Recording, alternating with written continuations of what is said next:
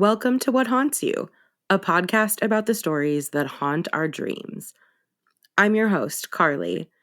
Today, we're going to be talking about the public understanding, or perhaps the public misunderstanding, of the horror genre. If you want to keep up with the podcast and stay up to date on when new episodes are released, hit the notification bell on Spotify or follow us on Instagram at What Haunts You Pod. Last year, The Substance made waves as Demi Moore received several award nominations for her role as Elizabeth Sparkle, the starlet that was aging out of her position in Hollywood. Despite The Substance being not just any horror movie, but a pretty disgusting body horror movie, and I mean that as a compliment, Demi Moore even won a much-deserved Golden Globe for Best Actress in a musical or comedy. Award shows, similarly to many film critics, seem to have absolutely no idea how to approach horror movies or what to make of them. They don't even know where to start. The categorization alone of putting a movie like The Substance in comedy or musical makes this abundantly clear. Horror movies are kind of over there, kept in a corner, almost with the hopes that they will go unnoticed, stuffed into a box so far into the back of the closet that hopefully people will forget it's there at all. It's rare that horror movies receive the recognition they deserve for the stories they are able to tell and the themes they are able to discuss. But once in a while, a horror movie comes out that is so strong that it breaks through that barrier. When this happens, the movies make headlines, the cast and crew win some awards, and for a little while, people remember that horror is actually good. The Substance's discussion of beauty standards and aging under the patriarchy got people's attention at a time where plastic surgery and Ozempic are a lot of people's secret ingredients. It was a phenomenal movie, but on top of that, it was also a case of the right movie in the right place at the right time. The content was important and relevant, and it was delivered so effectively. It came out at a time where it would be somehow even more relevant than probably it was when the script must have first been written. Because of all of this, it broke through the walls that are put around the horror genre. It left the corner, was taken out of the box in the back of the closet, and for a moment, put horror movies back in the spotlight of the general public. Whenever this happens, it raises the same discussion. Why is there such a lack of respect for what the horror genre has to offer? If you ask a room full of horror fans what they like about horror, you'll get a variety of answers. You'll probably hear a lot of people reflect on their favorite subgenre and why they like that one in particular. Some people will want to talk about scores and soundtracks and the way sound adds to the tension of a movie. Some people will want to talk about cinematography and how framing can not only help with good scares, but set the tone for a really great movie. Some people will say more simply that they're just mostly in it for the fun of the scares. Some people will tell you that they have spent life feeling like an outcast or a misfit, and that horror allows space for that experience, creating a community for outcasts to not feel so alone. But in addition to these reasons and many more, there is one wonderful thing about horror that's widely agreed upon, even by people who might seriously disagree about what the best subgenre is or what the best era of horror movies was. Horror fans like having a safe and controlled arena to play with fear and anxiety, a way to experience these difficult emotions without much personal risk of harm or putting themselves in serious danger. A kind of catharsis, and more importantly, a time where we don't have to pretend to not be afraid. but rather an opportunity to embrace our fear as an emotion that's fundamental to our humanity. We all feel fear and anxiety all the time. We feel this fear oftentimes relating to things that are far out of our control. We fear the things that we don't want to go through again. We fear the things we don't ever want to go through. We fear the things that the news tells us we are supposed to fear. We fear real problems like school shootings and the effects of a global pandemic. We feel fear about things that don't wrap up in 90 minutes, or in the case of a lot of newer movies, 2 hours. But for better or worse, a movie will always end. For most of us, the fears of our real lives go on and on. I have always been hyper aware that we live in a scary world. As a young kid, I'd lay in my bed at night wondering, what would I do if? I'd play out violent and terrifying scenarios in my mind and how I might navigate and just maybe survive them. And as an anxious adult, the world doesn't really feel any less scary. I'm less scared of a stranger breaking into my house than I used to be, of some man in a ski mask driving a white van, killing my parents and stealing me away in the night in a kind of stranger danger nightmare. And I'm more scared of the things I've since learned are the real horrors of the world, like bigotry and hatred and the serious violence that can lead to. I'm scared of the real harm that real people do to each other every day and the darkness that everyday people can ultimately be capable of. What I'm really getting at here is that real life is incredibly scary. It is maybe even too scary to look at sometimes without the exaggeration and abstraction that horror can provide. The presence of the devil in Rosemary's Baby, even though it's not confirmed until that fateful final and admittedly cheesy scene, opens us up to the idea that Guy Woodhouse, a mostly normal but self-centered husband, is in fact an asshole to his wife in a way that might not otherwise have been so welcome if he was manipulating his pregnant, vulnerable, and isolated wife in a normal, mundane, and non-supernatural way.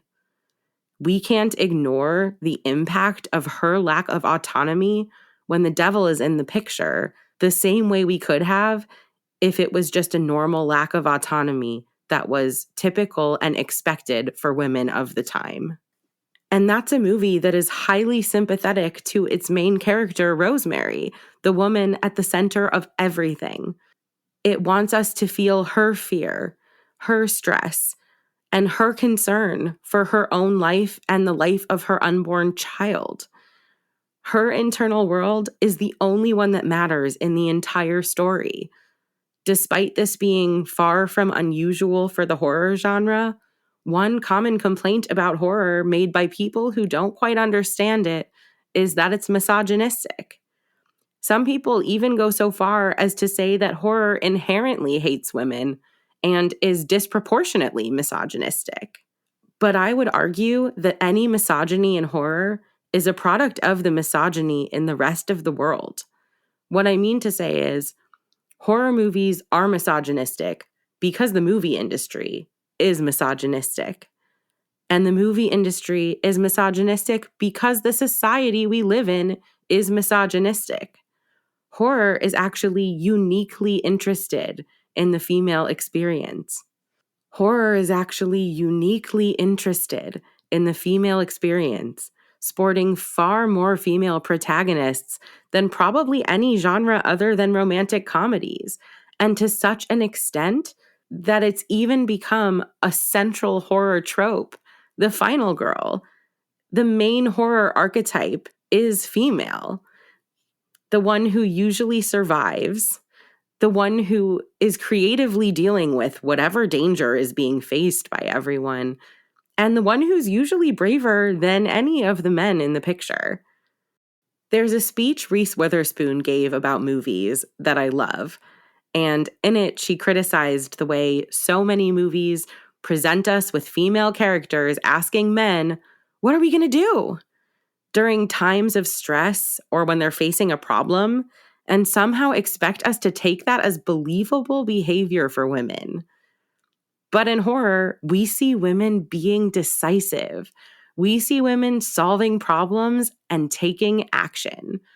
That isn't always done perfectly, but the mistakes aren't tied to something about the nature of horror, but to the nature of unchecked patriarchy. I would challenge anyone who finds horror to be particularly misogynistic to more genuinely consider the central role that women play in most horror films, often more central than in more acclaimed and recognized genres. It would be easy enough to point at horror and claim that it is corrupting society, or more specifically, corrupting the youth. Young people have always made up a significant portion of the audience for horror movies, raising criticism from concerned parents and community leaders, wondering just what the hell their kids are watching.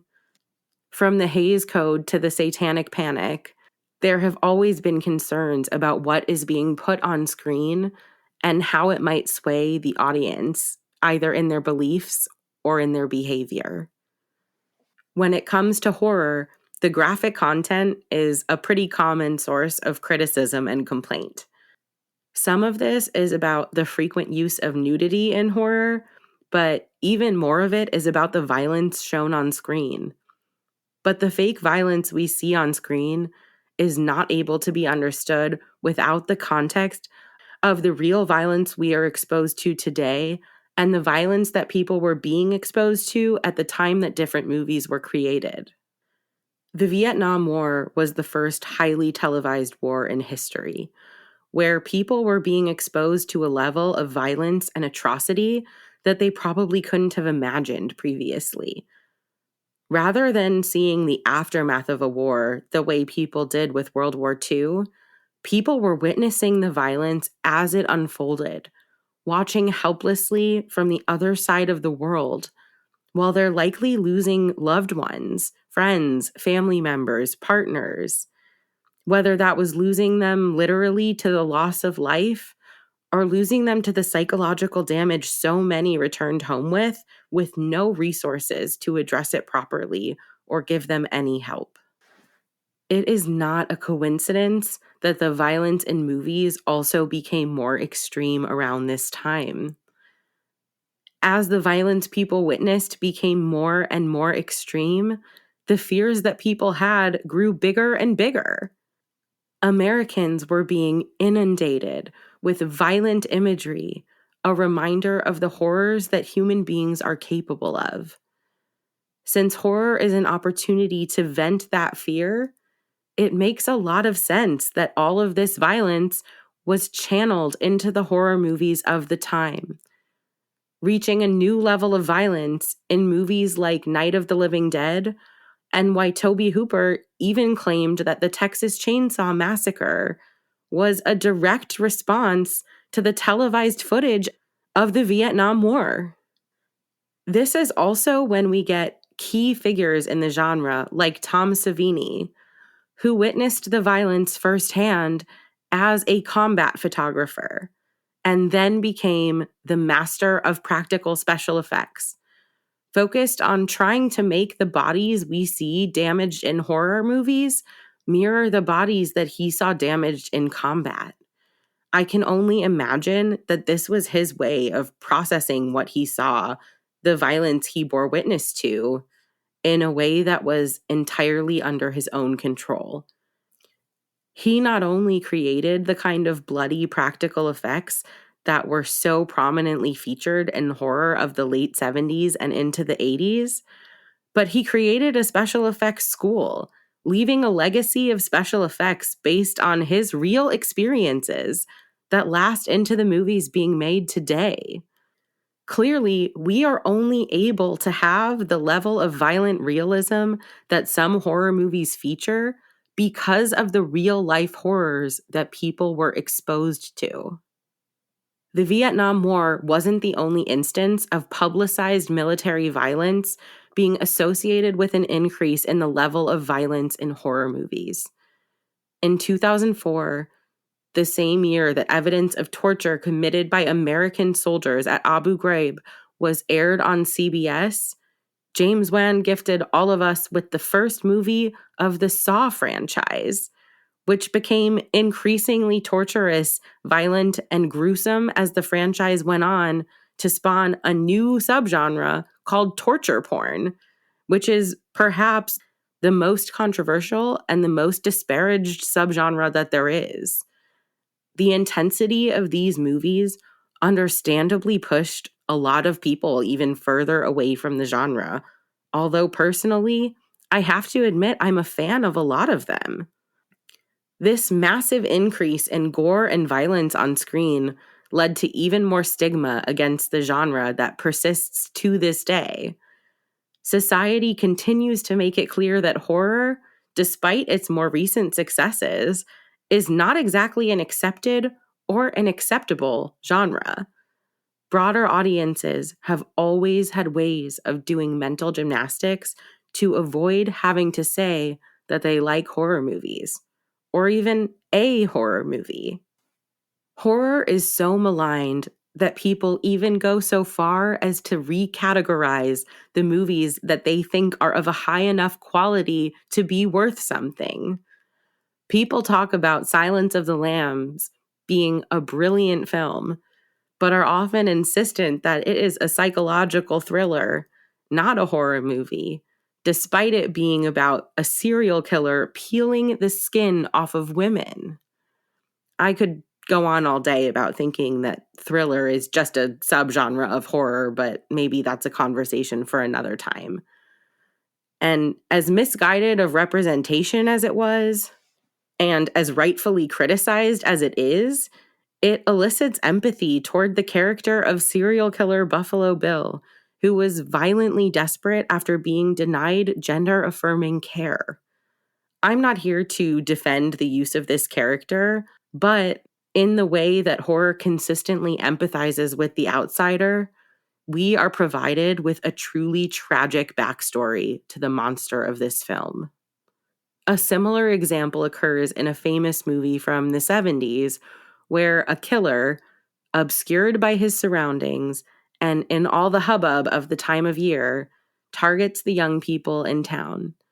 He picks them off one by one, while authorities remain in denial that there is a true threat until the danger becomes so evident that it's time for someone to take action. Does this plot sound familiar? Because that killer isn't Michael Myers, although it certainly could be. That killer's name is Bruce, and he's the shark from the quote-unquote action-adventure movie Jaws. Jaws delivers that exact kind of formulaic slasher story that so many horror fans love without people even noticing. And as Carol Clover says in her book, Men, Women, and Chainsaws, Gender in the Modern Horror Film, a particular example may have original features, but its quality as a horror film lies in the way it delivers the cliche. The same plotline that is often seen as repetitive, silly, or unimpressive in a traditional slasher movie is embraced when it's delivered in a unique enough way, especially when it's in a way that could be mentally separated from those other horror movies. Today, this kind of snobbishness towards horror is ever present in the larger pop culture. More recently, this has been showing up in conversations around what people are now calling elevated horror. This term is used in conversation often around newer directors like Jordan Peele and Ari Aster, who are making emotionally charged movies with heavy social commentary on things like race, wealth, family, and relationships. And I gotta say, I do love these movies. They are emotionally poignant, deeply personal, and unflinching in the way they address themes that society often wants to turn away from. We are currently living in a horror renaissance. It's an exciting time to be a horror fan. And a lot of the key movies thought of as elevated horror were coming out as this was first picking up speed. But these movies have always existed. The movies that were more about the relationships than about the abject horror. Movies like The Shining and Rosemary's Baby explore the family dynamics of their characters to a greater extent than they contain traditional horror elements, and they're very effective for doing so. Similarly, Alien is ultimately about capitalism preying on the working class, and that movie is scary as hell, and that's still what it's about. Over the years, difficult topics like mental health, abuse, addiction, sexuality, oppression, and more have been moved out of the realm of subtext and into the actual content of horror movies. And at the same time, have also seen an increase in overall visibility outside of the genre. This creates the opportunity for increasingly effective exchanges between horror writers and directors and their audiences. Increased discussion and awareness of these issues not only provides horror creators with a new and improved vocabulary for addressing them, but also means that the general audience has that new and improved vocabulary too. Because of this, some of the older movies that are similarly elevated, and I hope you can hear the scare quotes around that, can feel outdated or like they're missing the mark if you aren't taking them within the context in which they were created. But just because something was working with the language and understanding of its time doesn't mean that it was a more shallow exploration of a difficult topic. It just means we've outgrown the message. And outgrowing the message doesn't mean we can't appreciate it.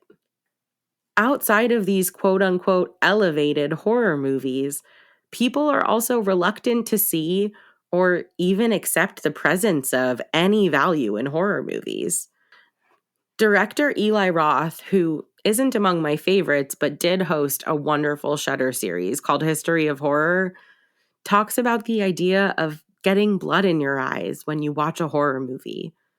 If you get too scared, too disturbed, too grossed out, the real story and any message it contains can get totally lost on you. Once a movie crosses some line, and this line is in a different place for everyone, it becomes harder to see what a movie is doing or think about why it's doing it. This doesn't reflect badly on the people who don't see past the scares, but it doesn't reflect accurately on the movies either. Sometimes the real story is better revealed on a second watch when expectations are set and you're more prepared for the scares. I certainly don't fault people for not liking movies that are not their thing, but I do fault people for their insistence that certain movies are worthless just because they aren't seeing the value themselves. And as seen with the idea of elevated horror, when a horror movie comes along that they do see the value of, they chalk it up to being an exception. I'll always remember when my dad first started watching The Walking Dead and was trying to convince me to watch it too. I've since watched a lot of it and it is good, but this was in the early days of me really getting into horror. And he was telling me about it and he said, "It's really interesting. I don't like it because it's zombies. I like it because it presents a lot of ethical questions to think about, and it really makes my brain start going." And although I didn't know it at the time, that's a big part of what horror media is all about. And that's why it deserves its flowers.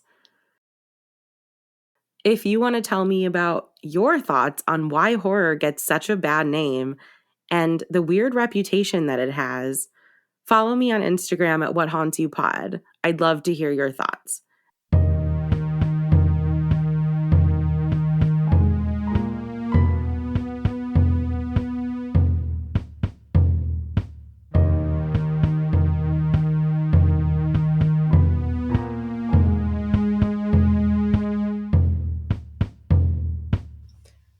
Thank you for listening to the first solo episode of What Haunts You, a podcast about the stories that haunt our dreams.